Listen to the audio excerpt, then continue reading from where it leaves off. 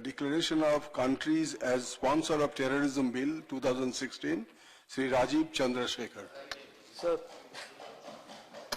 thank you, sir. Thank you for allowing this bill to be debated. Sir, on 18 September 2016, there was a terror attack in Uri and 19 lives were lost. And this was one more incident in a series of incidents that this country has seen. And those were lives in a series of lives that India has lost over the many decades that it has confronted terrorism.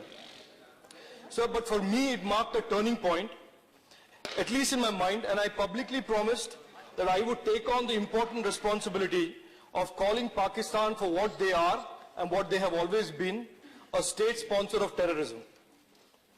That is why, sir, in the winter session of Parliament, I submitted a resolution.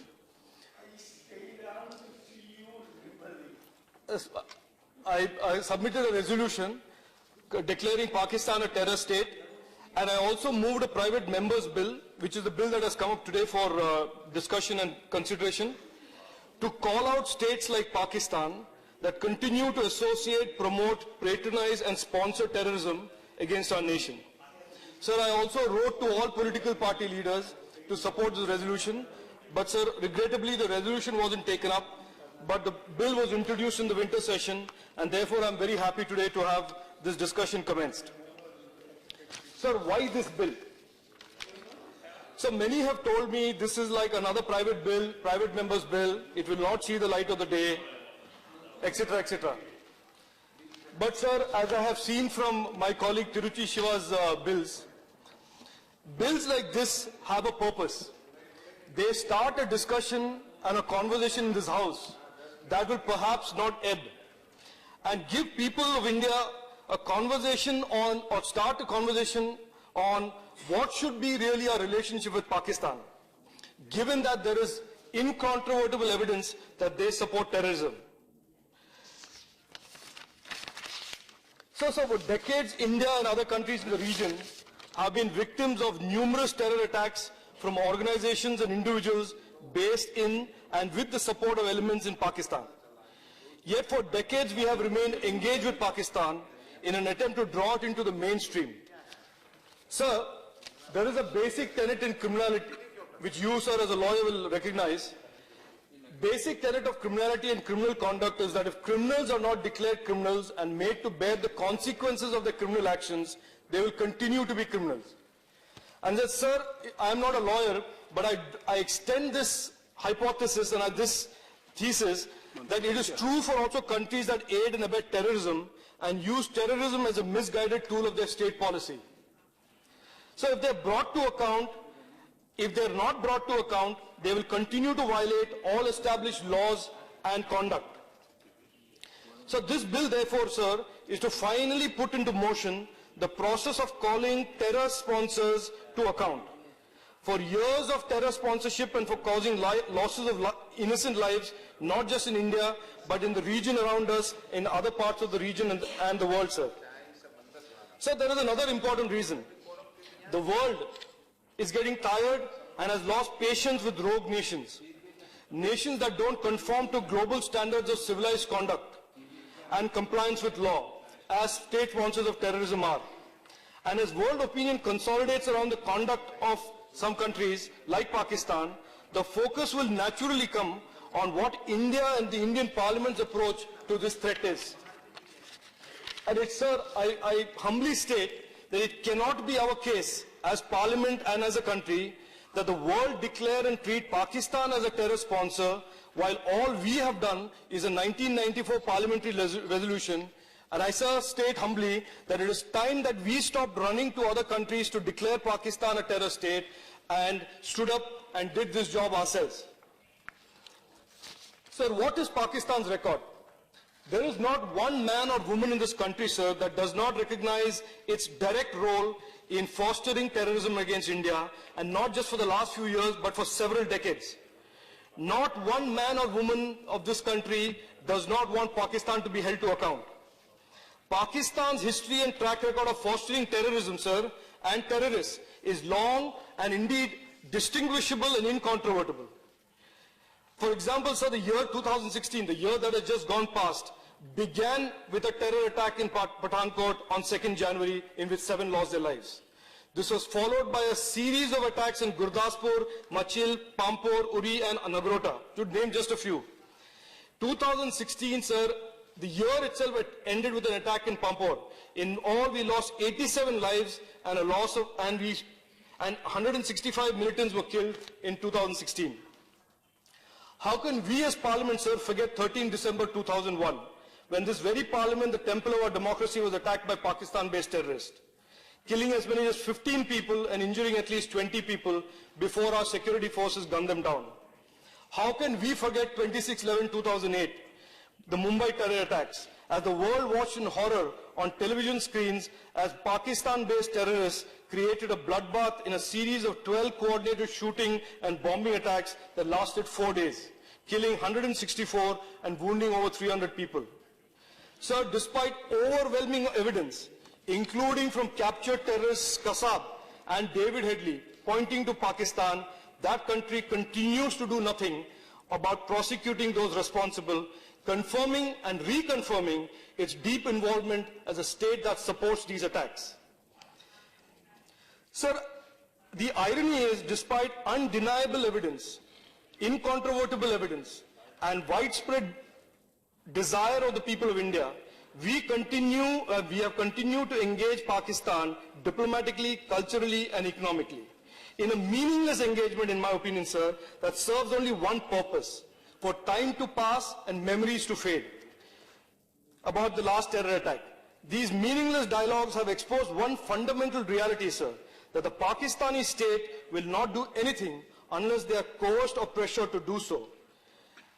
It is a fact, sir, and we all can recognize it, and we all must recognize it, that it is only the Kargil bloody nose on Pakistan, the 97th bloody nose on Pakistan, that was when Pakistan turned responsive. Sir, according to data from 1998 to 29 January 2017, 14,741 civilians have been killed in terror attacks in this country. 6,274 security force personnel have lost their lives. And we have killed 23,146 terrorists. On 22 January 1994, sir, we in this very house unanimously adopted a resolution condemning, and I quote, strongly the continued support and encouragement Pakistan is extending to subversive and terrorist activities in the Indian state of Jammu and Kashmir, end quote. Stopping short of a stronger resolution to send a message to not only Pakistan, but also the rest of the world that we will not take Pakistan-sponsored terrorism as business as usual. We stopped short, sir.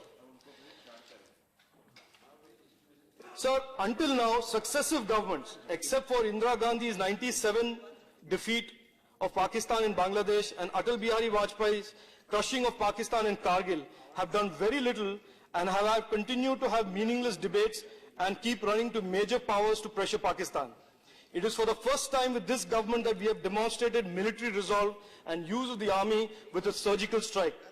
But sir, there is more that we can do and must do by using our diplomatic, legal and economic strengths. Our basket of options to bring Pakistan to book must be expanded to beyond the military, which is precisely, sir, why I have introduced this bill. To use economic, trade, sports, cultural sanctions with Pakistan to review and repeal the most favored nation status given by India to Pakistan, and to review the Indus Water Treaty, and to further, sir, punish those who aid and abet Pakistan. Sir, let me just describe the bill in a few sentences, sir.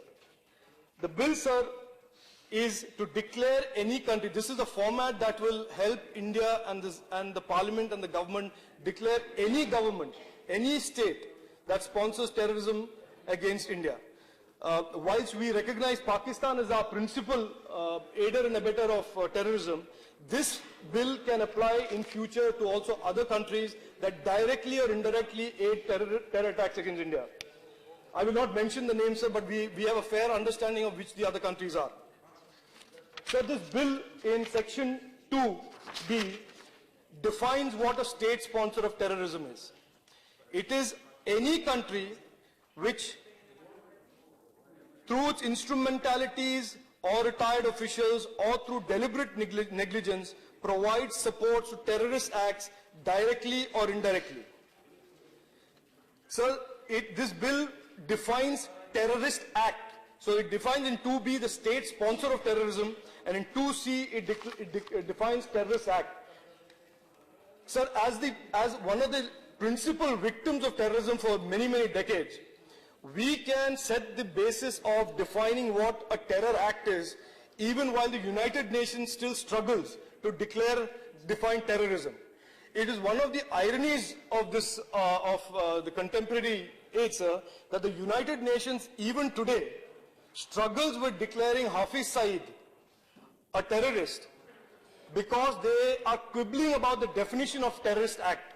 So this act defines under 2C what a terrorist act is. And sir, through the following clauses, it lays out in very clear form what the economic and other consequences are that will be applicable to a state sponsor of terrorism that aids, abets, directly, indirectly the indirect terrorist act. So, sir, for example, it talks about heads of states being, of state sponsors of terrorism being prohibited to travel to and from India. It talks about business entities that are linked to the state sponsor of terrorism being sanctioned against conducting trade, investment, or any form of other economic and commercial activity with any entity or the state, the country of India. It talks about overflight restrictions for entities that are linked to the state sponsor of terrorism. It talks about coastal regulation, prohibitions for entities that are linked to the state sponsor of terrorism. So, sir, let me, I will conclude, sir. I mean, I can go on and on about this, but I believe, sir, that the government and the parliament must act now. The winds of change are blowing in the world against terrorism and terror sponsors. This is obvious, sir, and was obvious in the universal condemnation of Pakistan during the Uri terror attacks. And, sir, in a sense, it is a little ironical also that we have not, as a parliament, done anything more than the 1994 resolution, because in September 2016, US Congress introduced a bill. Senator Ted Poe and Congressman Dana Rohrabacher introduced a bill called, the titles are Pakistan State Sponsor of Terrorism Designated Act. They were quite clear. They actually included the name Pakistan in the name of the bill. I am actually trying to be much broader and say this is not directed at Pakistan, but it's a declaration of state sponsors of terrorism. And sir, Senator Poe introducing the bill stated, and I quote, "Not only is Pakistan an untrustworthy ally, Islamabad has also aided and abetted enemies of the United States for years. From harboring Osama bin Laden to its cozy relationship with the Haqqani network, there is more than enough evidence to determine whose side Pakistan is on in the war of terror, and it is not America's." Sir, end quote. If you just take the word America out of that quote and you insert India, that quote holds good for us. And so therefore, sir, it is ironical, and I repeat this, that while the US Congress, a nation that is miles away from Pakistan, it has introduced a bill and is debating a bill or has debated a bill, our parliament has done very little since 1994. And I go on to quote one more quote from the same gentleman, sir. He states, and I quote, "Pakistan's reckless behavior in this regard is a serious security risk to its neighbors, and India unfortunately pays the price all too often.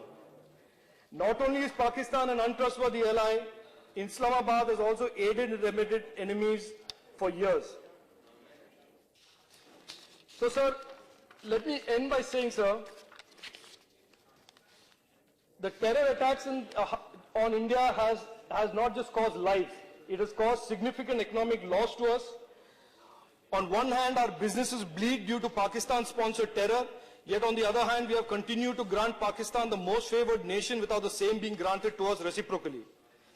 Pakistan poses a continual risk to the peace, security and stability of the region, harboring terrorists and funding terror outfits that have orchestrated terrorism the world over.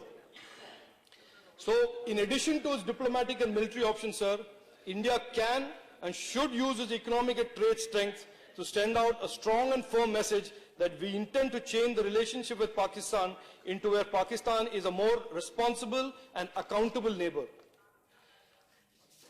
There is no justification in the world, sir, that allows a nation or group to perpetrate violent crime against innocent people.